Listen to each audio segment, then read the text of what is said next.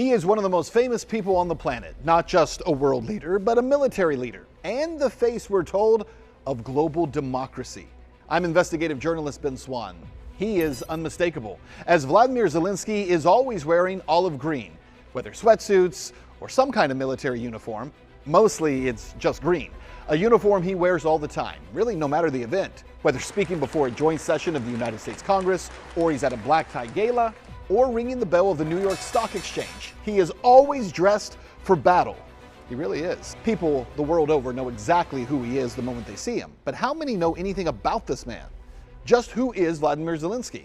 Well, we're told he is an aggrieved, selfless servant of the Ukrainian people. By the way, remember that term. Bravely defending his democratic nation against the cruel invasion of his bully neighbor. This neighbor, we're told, really is the exact opposite of our fearless war hero.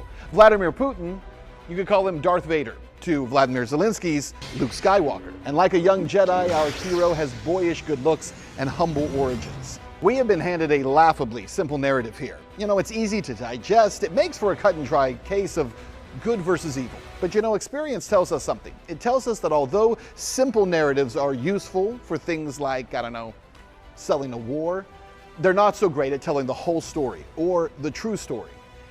In this 12-part series, Zelenskyy Unmasked will reveal another side to not just the leader of Ukraine, but to the entire war effort itself. Why has the United States and Western Europe pushed so hard for war in Ukraine?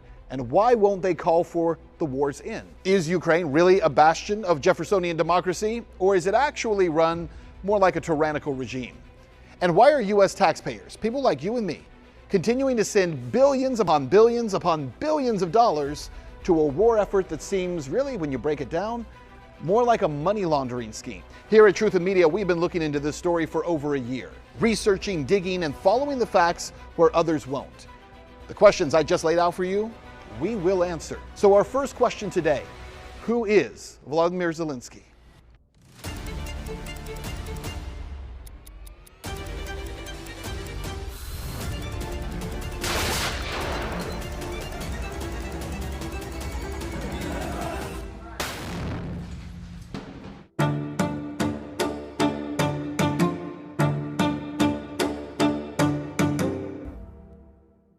Total creation of the West. Well, he was selected to act in this role, and he's doing a fantastic job as an actor. Quite frankly, this is a role of a lifetime, and he's killing it. Volodymyr Zelenskyy was born in 1978 in Kryvyi Rih, an industrial city in the south of Ukraine. Like most others in the region, Zelenskyy grew up speaking Russian and wasn't fluent in Ukrainian until they took a crash course on the language while he was running for president. Zelenskyy studied law in college and graduated in 2000. He was active in one of his college's theater groups called Quarter 95. In 2003, Zelenskyy started his own production company named after his improv group. In 2012, he and his company joined Ukrainian network 1+1, owned by one of Ukraine's most notorious oligarchs, Igor Kolomoisky. Kolomoisky has been accused of a number of crimes, ranging from embezzlement to murder. Zelenskyy was picked by this oligarch Kolomoisky. He's also the same man that is funded Azov, which to me makes no sense because this oligarch is Jewish. 3 years after Zelenskyy joined Kolomoisky's company, he starred in the network's hit TV series called The Servant of the People. I told you to remember that name. It was about a teacher who unwittingly becomes a viral sensation for being caught ranting on camera about corruption in Ukraine.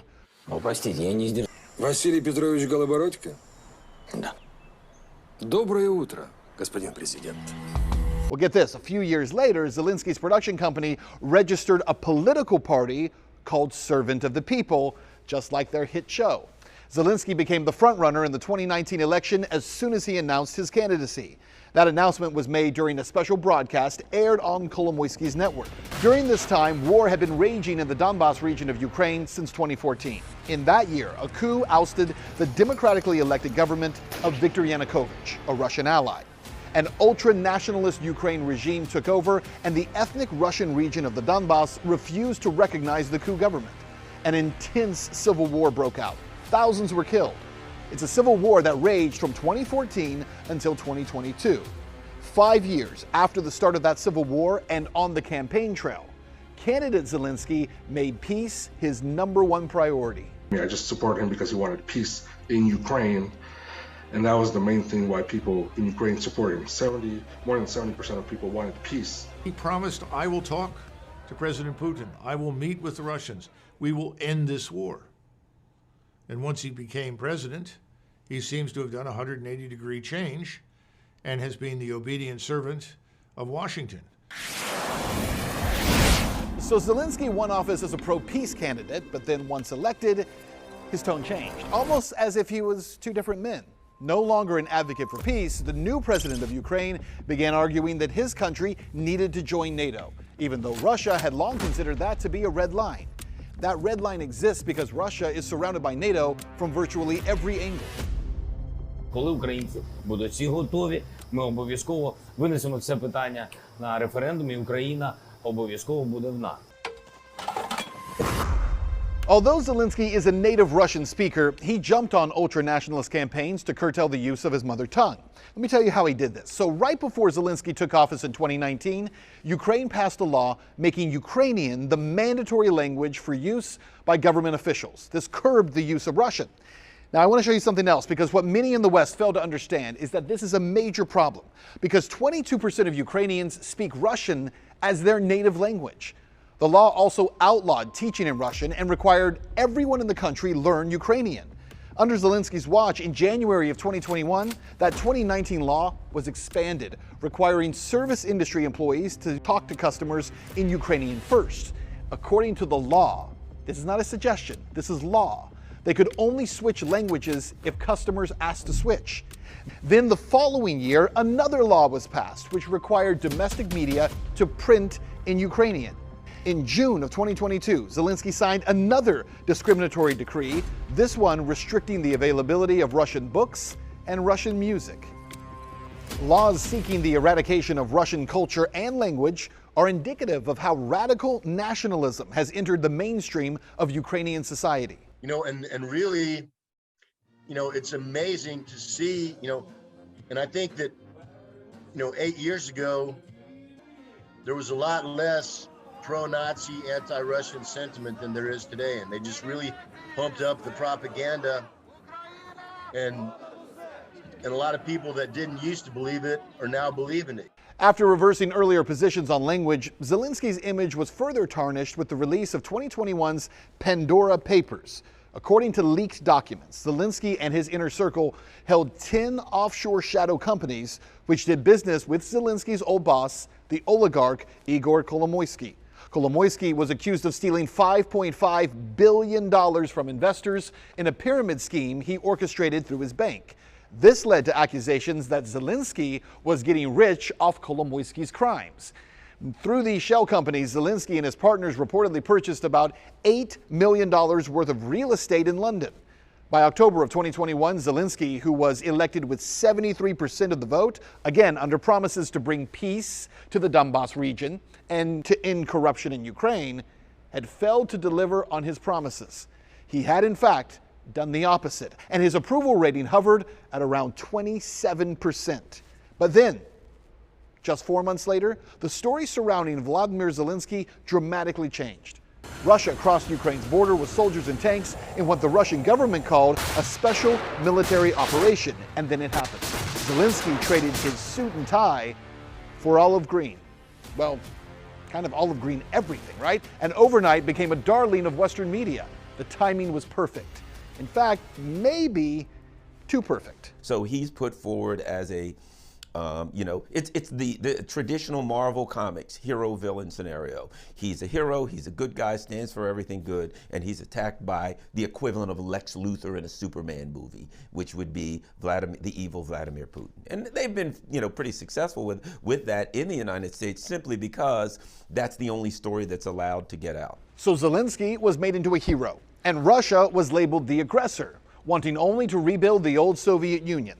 But the truth is that the 2022 invasion was far from unprovoked. Despite what you're going to hear in establishment mainstream media, Russia had spent decades warning of dire consequences if NATO continued to expand, and months urging the United States and NATO to formally declare that Ukraine would not join their military alliance. Only months after Russia's 2022 invasion, there were signs that this conflict would be a short-lived one. Reports came out that Ukraine and Russia were coming to a peace agreement.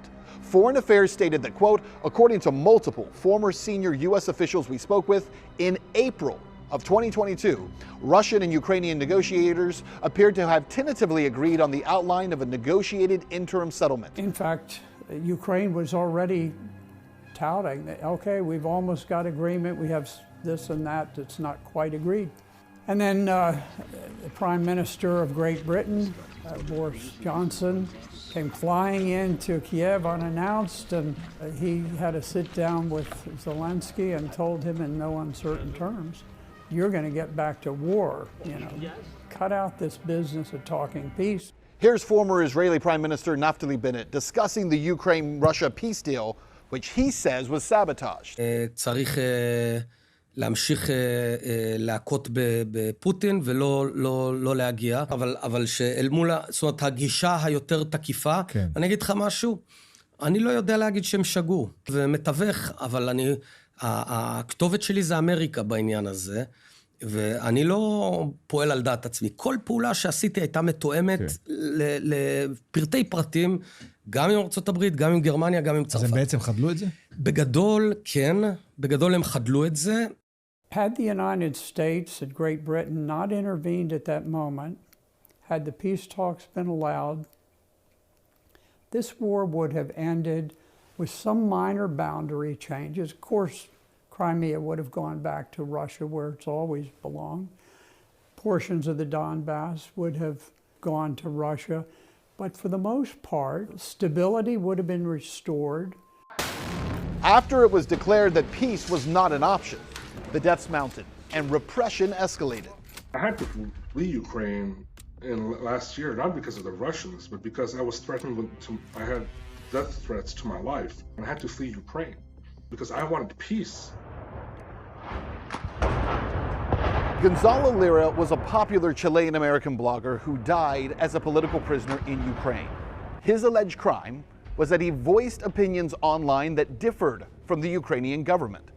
Lira granted us an exclusive interview a year after he was detained for the first time. And here's what he said to us when we asked about the possibility of false flag operations being conducted by Ukraine's military. They arrested me, they interrogated me, and I was, released, but the fact is that, how can I put this carefully? I don't want to create the conditions or the excuse to lose my liberty at this time.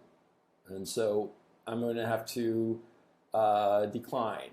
After this conflict is over, I'm happy to tell you exactly incidents that I think were not what they were claimed to be. Soon after this interview, Lira was arrested and imprisoned. In messages posted to his Twitter account after he was released on bail, Lira claimed that he was beaten and tortured while in custody. He recorded this message on July 31st, 2023, just 3 months after our interview. So either I will cross the border into Hungary in the next couple of hours, or I will be arrested again, and God knows what will happen to me.